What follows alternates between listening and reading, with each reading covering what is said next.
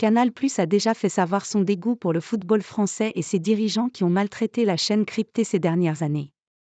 Les déboires entre la chaîne de Vincent Bolloré et la Ligue 1 vont faire des heureux sur le très long terme. Le timing est désormais connu, la Ligue 1 se termine dans 2 mois, et personne ne sait qui sera le prochain diffuseur du championnat de France.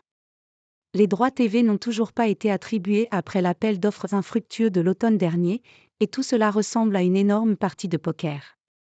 Le danger est réel car l'offre de DAZN était très basse, et beIN Sport, sollicité jusqu'au plus haut sommet de l'État pour mettre la main à la poche, n'a pas vraiment l'intention de casser la baraque, et a en plus quelques désaccords avec Canal+ sur la distribution.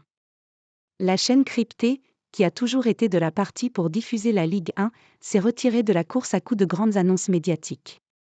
Le traitement subi par la chaîne de Vincent Bolloré pendant la période Covid Mediapro a fait dégoupiller Maxime Saada, qui a depuis mis le paquet sur d'autres sports comme la F1, la MotoGP et le rugby.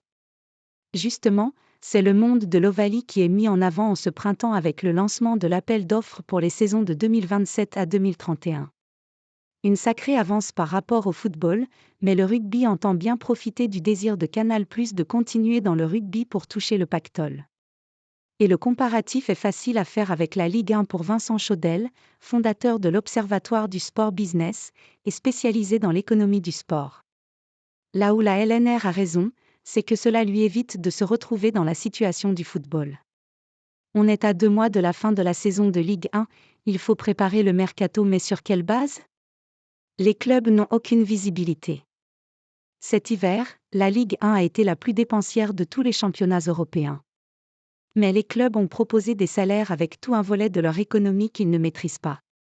À la différence du football, les clubs de rugby ne sont pas télédépendants, a livré dans Sud-Ouest Vincent Chaudel, pour qui la clé est la bonne entente entre les dirigeants du rugby et Canal+. Canal+ fâché avec le football français.